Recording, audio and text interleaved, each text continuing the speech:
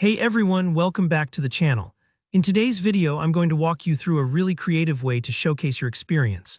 We're building a striking, interactive resume right inside Power BI. By the end of this tutorial, you'll not only have a standout CV, but you'll also get hands-on practice with two awesome tools, Figma and Power BI.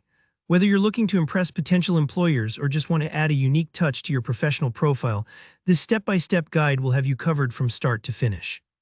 So let's dive right in. First things first, we'll be building the visual design of our resume using Figma. If you haven't used Figma before, don't worry, it's super intuitive and perfect for designing clean, modern templates.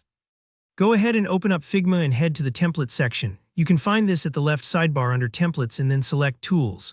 Once there, simply type CV or resume into the search bar. What you'll see is a bunch of beautifully designed, pre-made resume templates. Take a little time here to scroll through and pick one that fits your style or the kind of job you're applying for. Think of it like choosing clothes for a job interview. You want something that represents you. Once you've selected a resume template, it's time to make it your own.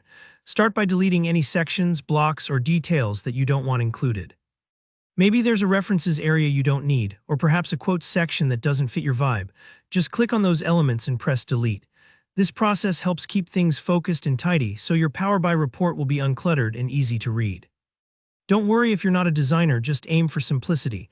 Employers truly appreciate resumes that look clean and are easy to follow. Next, when you're happy with how your template looks, it's time to export your design. In Figma, just hit the export button and save the image somewhere you can easily find it. We'll be using this as the background in our Power BI report, so high resolution is best here. Don't skimp on the details.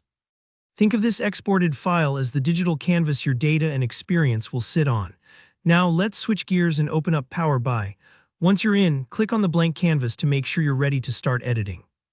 For the next step, head to the Format page options and look for the Canvas background menu.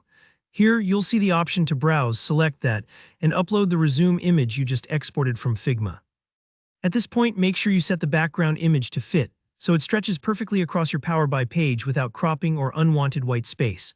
If you prefer your resume to be in a letter orientation, more traditional for resumes, go ahead and adjust that under the Canvas settings, but honestly, it's totally optional and depends on your preference. Alright, now where the Power BI magic really happens. We want to bring our actual content like education, work experience, skills, and more onto this resume layout. Click into Power BI and start creating tables for each major section.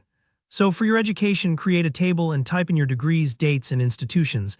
Then do the same for work experience, personal info, skills, and projects. You're not locked into tables. You can get creative here with charts or visuals if you want to highlight certain achievements or numbers. Just think about what would make your story as clear and engaging as possible to someone looking at your resume for the first time. If it feels a little tricky at first to lay things out, take your time and have a little fun experimenting. There's no one right way. Once you've finished adding all your content, take a step back and admire your work. You now have a fully interactive, visually rich resume right in Power BI, all based on a template you customized in Figma. That wraps up our step-by-step guide. If you found this tutorial helpful, please give it a thumbs up and consider subscribing for more practical Power BI guides like this one. Got questions or want to share your results? Drop a comment below. I'd love to help out or see what you've created. Thanks for watching, and I'll see you in the next video.